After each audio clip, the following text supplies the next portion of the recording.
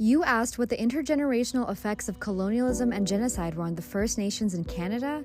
The truth is, the trauma is ongoing. Indigenous professor Pam Palmater says that Canada is committing modern-day genocide against Indigenous people. Canada as a state and all of its governments and institutions is guilty of both historic and ongoing genocide. Not only has historic genocide not stopped, it's gotten worse. Canada became a country in 1867 and was built on top of Indigenous land. First Nations people were forcibly removed from their lands and many were excluded from negotiations. European colonizers come to this continent. Their so-called Indian policy was to do two things: acquire Indigenous lands and resources, and then reduce any financial obligations. And they only ever had two methods to do that: assimilation or elimination. By the end of the 19th century, 90 to 99% of Indigenous people in North America had been wiped out.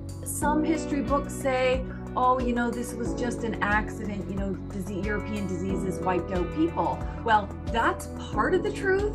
But the other part is the murders, the scalping bounties, the forced sterilizations, the deaths of thousands and thousands of children in Indian residential schools. Indian residential schools were institutions created to assimilate and indoctrinate Indigenous youth into Christian society.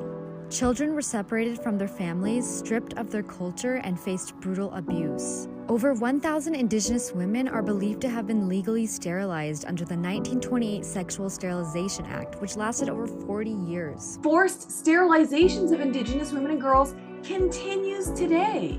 We have several major class action suits against, federal, provincial governments, hospitals, because this is still happening. Today, there are high rates of poverty, drug addiction, suicide, and homicide amongst First Nations communities. This trauma, it goes from generation to generation to generation. You cannot meet an Indigenous person or anyone on a First Nation in this country who hasn't experienced state-based violence or have family members who've experienced it. Today, there are more than 630 First Nations communities in Canada. Reconciliation, land back, and finding missing Indigenous women have become forefront movements for Indigenous rights. Here's the thing about our people. Whether you come from the Mi'kmaq Nation, the Haida Nation, the Cree Nation, we still have all of the teachings and values of our ancestors. We are still warriors of mind, body, and spirit. It's Indigenous peoples that have won these court cases and stopped mines and stopped pipelines. It's Indigenous peoples.